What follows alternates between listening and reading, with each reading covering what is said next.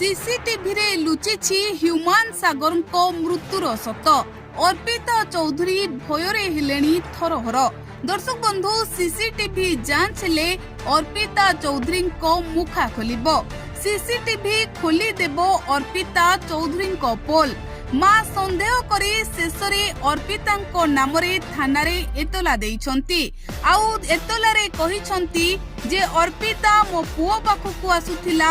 अर्पिता पाई मो पुओ डिप्रेशन रे रहुथिला। आउ सीसीटीवी जांच हेले सबु सत सामना को आसीबो। अर्पिता चौधरी मुखा खोलिब। मो पुओर मृत्यु पाई दायी किए ताहा सामना को आसीबो। दर्शक बंधु ह्यूमान सागर मृत्युर 1 मास परे मां शेफाली सुना थानारे एतला देइछंती। आउ एतलारे कहिछंती जे सीसीटीवी जांच हेउ। सीसीटीवी जांच हेले अर्पिता चौधरी मुखा खोलिबो। कारण से संदेह करुछंती जे अर्पिता ह्यूमान सागर पाखकु आसुथिले। आउ ह्यूमान सागर अर्पिता चौधरी पाई डिप्रेशन रे रहुथिले। तेबे दर्शक बंधु एही एतला परे लोके एबे चर्चा करुछंती जे अर्पिता चौधरी भयभीत होई कांदिबा आरंभ करिबेनी।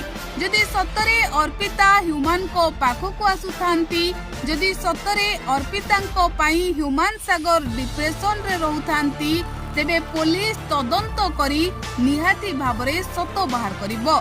आउ जदि अर्पिता ह्यूमान सागर को मृत्यु पाई दायी नथांती, आउ जदि अर्पिता ह्यूमान सागर को मृत्यु पाई दोषी नथांती, तेबे से सत्य मध्य सामना को आसीबो।